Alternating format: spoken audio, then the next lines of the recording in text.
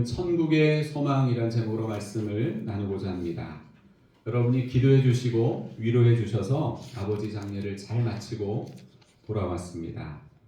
2015년에 어머니를 떠나보내고 10년 만에 다시 아버지를 떠나보내고 이제 저는 고아가 되었습니다.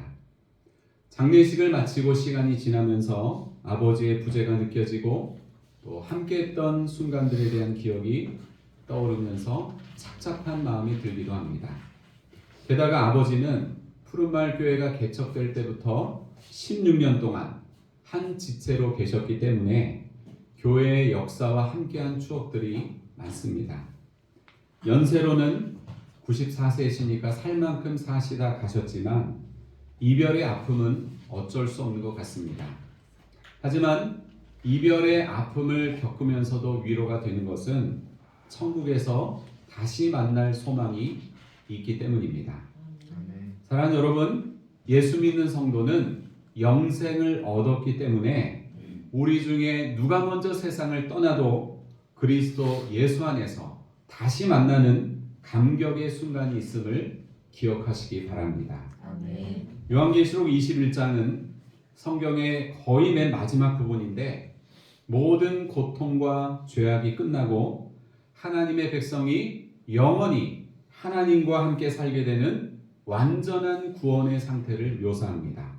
그 중에서 오늘 본문은 하나님의 새로운 창조인 새 하늘과 새 땅을 중심으로 한 천국의 영광을 묘사하고 있습니다. 이 말씀을 통해서 우리는 천국에 대한 소망을 가질 수 있습니다. 먼저 새 하늘과 새 땅에 대한 소망입니다. 1절에 보면 또 내가 새 하늘과 새 땅을 보니 처음 하늘과 처음 땅이 없어졌고 바다도 다시 있지 않더라 이렇게 말씀합니다. 새 하늘과 새 땅은 구약 성경에서 이미 예언된 개념인데 이사야서 65장과 66장을 보면 하나님께서 새 하늘과 새 땅을 창조하실 것이라고 약속하셨습니다. 여기서 새 하늘, 새 땅 할 때 이 새라고 하는 말은 헬라어로 카이노스라고 하는 말인데 이것은 단순히 시간적으로 시간이 지났으니까 그 다음에 어떤 새로운 것을 의미하기보다는 질적으로 새롭고 변혁된 상태를 뜻하는 말입니다. 이것은 현재 하늘과 땅이 단순히 소멸되는 것이 아니라 하나님께서 새롭게 이것을 재창조하시고 변혁시키시는 것을 암시합니다. 그리고 하늘과 땅이라고 하는 이것은 어떤 물리적인 공간을 뜻하지 않고요. 창조세계 전체를 포괄하는 말입니다. 그리고 1절의 중간에 보면 처음 하늘과 처음 땅이 없어졌다고 했는데 이것은 인간의 죄와 타락으로 인해서 파괴된 옛 세상이 사라지는 것을 말합니다. 창세기 1장에 보면 창조 당시에 하나님이 보시기에 좋았던 세상은 인간의 죄로 말미암아 저주를 받았고 그 결과 세상은 부패와 고통 가운데 놓이게 되었습니다. 그런데 이 부패한 세상이 하나님의 심판과 구속을 통해서 완전히 새로워지는 것을 오늘 본문은 요한이 본 새 하늘과 새 땅의 환상을 통해서 보여줍니다. 그리고 1절의 맨 뒤에 보면 하나님이 새롭게 창조하신 새 하늘과 새 땅의 세계에는 뭐가 없다고 말씀하죠?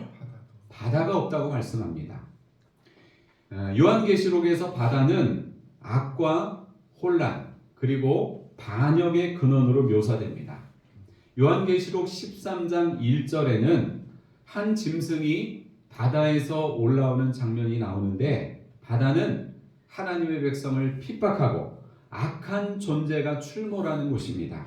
그런데 그 바다가 더 이상 존재하지 않습니다. 이것은 하나님의 백성을 위협하는 혼란과 죄악의 세력이 완전하게 사라졌다는 뜻입니다. 사랑하는 여러분, 하나님께서 새롭게 창조하시는 새 하늘과 새 땅에 대한 소망을 가지시기 바랍니다. 아멘. 우리가 부르는 찬송가 491장의 2절 가사를 보면 이렇습니다. 괴로움과 죄가 있는 곳 나 비록 여기 살아도 빛나고 높은 저곳을 날마다 바라봅니다. 내 주여 내 맘 붙드사 그곳에 있게 하소서. 그곳은 빛과 사랑이 언제나 넘치옵니다. 아버지가 돌아가시기 전에 요양원과 병원을 오가시면서 사셨는데 평생 유난히 건강하셨던 아버지가 점점 초췌해지는 모습을 보면서 자식으로서 안타까운 마음이 들었습니다. 우리가 사는 이 세상은 괴로움과 죄가 끊이지 않는 고통의 장소입니다. 그러나 하나님이 믿는 자를 위해서 예비하신 새 하늘과 새 땅은 항상 찬란한 영광이 비치는 기쁨의 장소입니다. 그 천국에 대한 소망으로 오늘의 고난과 슬픔을 이겨내는 여러분이 되시기를 축복합니다. 아멘. 천국에 대한 또 다른 소망은요, 하나님의 임재와 회복의 소망입니다. 오늘 본문의 2절과 3절을 우리 다시 한번 읽어보겠습니다. 2절과 3절 시작. 또 내가 보매 거룩한 성 새 예루살렘이 하나님께로부터 하늘에서 내려오니 그 준비한 것이 신부가 남편을 위하여 단장한 것 같더라. 내가 들으니 보좌에서 큰 음성이 나서 이르되 보라 하나님의 장막이 사람들과 함께 있음에 하나님이 그들과 함께 계시리니 그들은 하나님의 백성이 되고 하나님은 친히 그들과 함께 계셔서. 아멘. 자, 2절에서 거룩한 성새 예루살렘이라고 하는 것은 하나님과 그의 백성이 영원히 함께하는 공동체를 상징합니다. 그 다음 3절에서 하나님의 장막이 사람들과 함께 있다는 것은 구약의 성막 아시죠 여러분? 이 구약시대 광야에서 이 성막처럼 하나님의 임재를 나타내는 표현인데 하나님께서 직접 그의 백성과 함께 거하신다는 뜻입니다. 여러분, 하나님이 나와 함께 하신다는 이 사실이 여러분에게 기쁨이 되십니까? 부담이 되십니까? 부담이 돼요? 항상 나를 감시하고 있어요. 불꽃 같은 눈으로 내가 뭐 하나, 어떤 생각하나, 어떤 행동하나, 혹여나 어떤 죄악의 길에 빠지지 않을까 항상 이 불꽃 같은 눈으로 감찰하시는 하나님의 눈이 인간적으로는 부담이 될 수 있겠죠. 그러나 하나님이 나와 함께 하신다는 사실은 여러분 신자가 누릴 수 있는 가장 큰 축복입니다. 존 파이퍼는 하나님의 임재는 성도가 누릴 수 있는 가장 큰 축복입니다. 우리가 어디에 있든지 무엇을 하든지 그분이 함께 하신다는 사실이 우리를 가장 안전하게 합니다. 이런 말을 했습니다. A.W. 토저는 하나님의 임재를 깊이 느끼는 순간 당신의 마음은 이 세상에 어떤 것으로도 만족할 수 없게 됩니다. 그분의 임재가 모든 갈망을 채우기 때문입니다. 라고 말을 했습니다. 우리 인간의 모든 갈망을 채울 수 있는 것 무엇으로만 가능하다고요? 하나님의 임재, 하나님이 나와 함께 하시는 것, 그것만으로 나의 모든 갈망을 채울 수가 있다는 것입니다. 2015년에 저희 엄마가 돌아가시고 나서 한 1년 정도 엄마의 부재로 인해서 허전함의 감정을 경험했습니다. 그리고 이번에 아버지가 돌아가시자 처음에는 몰랐는데 갈수록 아버지의 부재를 느끼고 있습니다. 이처럼 부모님의 임재와 부재 사이에 큰 차이가 있듯이 하나님의 임재와 부재 사이에도 큰 차이가 있습니다. 우리가 그리스도인으로서 이 세상을 살아가면서 하나님의 충만한 임재를 경험할 때도 있지만 때로는 하나님이 계시지 않는 것 같은, 분명히 내가 하나님을 믿고 있는데 신앙하고 있는데 하나님이 존재하지 않는 것 같은 하나님의 부재를 경험할 때도 있습니다. 그러나 우리가 하나님이 예비하신 새 하늘과 새 땅에 들어가면 조금도 하나님의 부재를 느끼지 않고 항상 충만한 하나님의 임재를 경험하게 될 것입니다. 저희는 가족과 형제들이 많은 집안인데 어린 시절 크고 작은 잔치를 많이 했던 기억이 있습니다. 어떨 때는 집안에서 이렇게 돼지를 직접 잡기도 했어요. 마당에서 이제 돼지를 잡는데 그 돼지의 발이 4개잖아요. 4개 발을 이렇게 묶어놓고 누가 그랬는지 몰라요. 어떤 분이 막 도끼로 막 이렇게 돼지 뭐 멱을 따고 막 내리치고 하는데 막 그 돼지 피가 막 마당 흘러가지고 저 문으로 해서 바깥으로 이렇게 흘러 내려가는 그런 것을 제가 봤습니다. 너무나 잔인하죠. 근데 그것도 잔치의 뭐 휘날렌지는 모르겠는데 하여튼 그런 그 아날로그식 잔치를 많이 했습니다. 잔치를 하면 사람들도 많이 모이죠. 막 왁자지껄 뭐 사람들이 또 수다 떠는 소리도 들리고 맛있는 음식도 푸짐하게 만들어 먹던 것이 저는 그 어린 시절에 너무나 좋았어요. 너무나 즐겁고 그 순간이 기뻤습니다. 그래서 제가 어린 시절 엄마한테 엄마 매일 이렇게 사람들 모여서 잔치하며 살면 안 돼? 날마다 이랬으면 좋겠다고 여러 번 말했던 적이 있습니다. 사랑하는 여러분, 천국에 가면 우리는 매일 주님과 함께 기쁨의 잔치를 벌일 것입니다. 그와 같은 하나님의 영원한 임재와 영원한 천국 잔치의 기쁨을 소망하며 오늘을 승리하는 여러분이 되시기를 바랍니다. 그 다음 우리 4절 말씀을 같이 읽겠습니다. 4절 시작. 모든 눈물을 그 눈에서 닦아주시니 다시는 사망이 없고 애통하는 것이나 곡하는 것이나 아픈 것이 다시 있지 아니하리니 처음 것들이 다 지나갔음이러라. 아멘. 천국은요 모든 것이 회복되는 곳입니다. 하나님이 함께 계심으로 말미암아 모든 눈물을 닦아주시고 다시는 죽는 것이 없고 다시는 애통하는 것이나 곡하는 것이나 아픈 것도 없습니다. 여러분 생로병사라고 하는 말을 잘 아시죠? 사람이 반드시 겪어야 하는 4가지 큰 고통인데요. 태어나고 늙고 병들고 죽는 이 고통을 말합니다. 젊지만 다양한 종류의 아픔과 고통을 경험하는 사람들도 있고요. 저희 아버지처럼 연로해져서 아픔과 고통을 겪는 분들도 많습니다. 그러나 우리가 천국에 가면 이 땅에서 겪었던 모든 종류의 아픔과 고통을 우리 주님이 친히 위로해 주시고 완전한 회복의 은혜를 베풀어 주십니다. 단순히 고통을 없애주는 것에서 그치지 않고 하나님의 백성들이 다시는 고통을 경험하지 않는 상태를 보장해 주십니다. 여러분 이 세상을 살면서 우리가 하나님의 은혜로 어떤 병을 고침받을 수가 있잖아요. 그러면 여러분 그 병을 고침받고 나서 또 병이 생길 수가 있어요 없어요? 생길 수가 있죠. 우리가 이 땅에 육신의 몸을 입고 사는 한 하나님이 어떤 질병을 치유해 주셔서도 또다시 우리가 잘못된 생활 습관으로 인해서 그런 병이 발병할 수가 있는 거예요. 그러니까 이 세상에 육신의 몸을 입고 있는 동안에는 어쩔 수 없이 우리의 연약함과 질병과 몸의 쇠잔함이 있을 수밖에 없습니다. 그런데 새 하늘과 새 땅에 하나님이 계시는 그 영원한 천국에 들어가면 이제 더 이상 그런 고통을 경험하지 않도록 하나님이 우리를 지켜주시고 보장해 주신다는 사실입니다. 그리고 여러분 가장 중요한 것은 뭔가 하면 다시는 사망이 없다는 것입니다.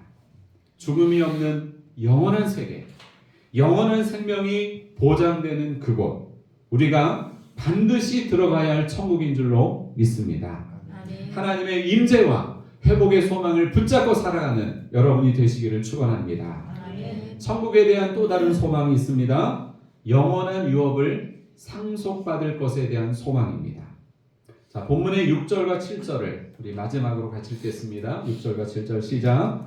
또 내게 말씀하시되 이루었도다. 나는 알파와 오메가요 처음과 마지막이라. 내가 생명수 샘물을 목마른 자에게 값없이 주리니 이기는 자는 이것들을 상속으로 받으리라. 나는 그의 하나님이 되고 그는 내 아들이 되리라. 아멘. 자, 7절을 보면 이기는 자는 이것들을 상속으로 받으리라고 말씀을 했는데 여기서 이기는 자는 뭐죠? 이만희가 아닙니다, 여러분. 이기는 자 이만희가 아니에요. 요한계시록에서 이 이기는 자는 반복적으로 등장하는 표현인데 믿음을 끝까지 지킨 성도들을 말하는 거예요. 이기는 자는 이것들을 상속으로 받는다고 했는데 이것들은 뭐죠? 앞에서 언급된 하나님 나라의 풍성한 축복들을 말하는 거예요. 새 하늘과 새 땅, 하나님이 함께 하시는 임재, 영원한 생명수, 그리고 슬픔과 죽음과 모든 고통이 제거되는 이런 것과 같이 천국에서 누릴 모든 축복을 가리키는 것입니다. 그리고 상속이라고 하는 것은 하나님의 자녀에게 주시는 언약적인 축복을 말하는데 이것은 단순히 물질적인 유산을 말하는 게 아니에요. 누가 여러분 상속하고 유산을 준다라면은 돈을 주기 원하죠, 그죠? 보이지 않는 뭐 믿음을, 기도를 내가 주겠다, 내가 보던 성경을 주겠다, 이러면 여러분 좋아요? 그게 더 좋은 건데 우리는 현실적으로 이걸 유산으로 줘야 좋아하는 거죠. 예. 그래서 여기서 말하는 상속은 우리가 그렇게 갖기 원하는 이 세상에서의 물질적인 유산이 아니라 영원한 하나님 나라의 풍성함과 하나님의 임재 자체를 뜻하는 것입니다. 작년에 KB금융그룹에서 2024 한국 부자 보고서를 발간했습니다. 그 보고서에 의하면 우리나라에서 금융자산으로, 그러니까 부동산이나 뭐 다른 거 말고 이 금융자산으로 10억 원 이상을 보유한 부자는 46만 명이래요. 46만 명. 여러분 그 안에 들어요? 그 안에 들었던 적이 있는 분도 있죠? 예전에. 46만 명으로 1인당 평균 자산이 122억 원이었다고 합니다. 그러니까 한국 부자는 총 자산을 기준으로 했을 때 그래도 100억 원 이상은 돼야 부자라고 그렇게 생각을 하는 것으로 드러났는데 이 부자들을 보니까요, 평균적으로 42살에 7억 4천만 원의 종잣돈을 마련했다고 합니다. 42살 언저리 되신 분, 위아래 되신 분 얼마 모았어요? 7억 4천만 원? 부자들의 평균 42세쯤에 7억 4천만 원의 시드머니를 모았다는 거예요. 그래서 이제 거기서부터 더 많이 불렸다는 거죠. 한국 부자의 5명 중에 3명은 상속 증여를 받은 금수저였고요. 4명 중에 1명은 증여를 한 경험이 있다고 했습니다. 앞으로 상속과 증여에 대한 계획이 있는지를 물었는데 54.3%, 절반 이상은 그런 계획이 있다고 응답함으로써 앞으로도 이 세대 간 재산 이전은 계속될 것으로 그렇게 보이고 있습니다. 그러니까 부가 대물림 되는 거죠. 그러니까 아버지가 금수저면 아들도 금수저, 이렇게 착착착 내려가는 겁니다. 이런 자본주의 세상에서 사람들은 어떻게든지 이 땅에서 유산을 물려받고 또 자녀에게 유산을 물려주기 위해서 갖은 노력을 다합니다. 그리고 유산을 상속하는 과정에서 가족들 간의 엄청난 갈등과 분쟁이 발생하기도 합니다. 물론 인생을 살면서 물질은 우리에게 꼭 필요한 수단이지만 그것은 우리의 영원한 유업이 될 수 없습니다. 하나님이 믿는 자를 위해서 예비하신 영원한 하나님의 나라, 영원한 생명이 우리가 반드시 상속받아야 할 하나님 나라의 영원한 유업인 줄로 믿습니다. 아멘. 나는 그의 하나님이 되고 그는 내 아들이 되리라. 이 땅에서도 하나님의 자녀로 끝까지 믿음으로 승리하시고 천국에 가서도 하나님의 자녀로 영원히 주님과 동행하는 가장 큰 축복을 누리시기를 예수님의 이름으로 축원합니다. 아멘. 사랑하는 여러분, 감당하기 힘든 인생의 시련과 고통 속에서도 천국에 대한 이 소망을 분명히 가지시기를 바랍니다. 아멘. 여기 앞에를 보시겠어요? 네. 자, 우리가 가져야 될 소망이 뭐라고요? 첫 번째, 새 하늘과 새 땅에 대한 소망. 두 번째, 하나님의 임재와 회복의 소망. 마지막으로 영원한 유업을 상속받을 것에 대한 소망. 이 소망으로 담대히 오늘을 승리하는 여러분이 되시기를 예수님의 이름으로 축원합니다. 기도하시겠습니다.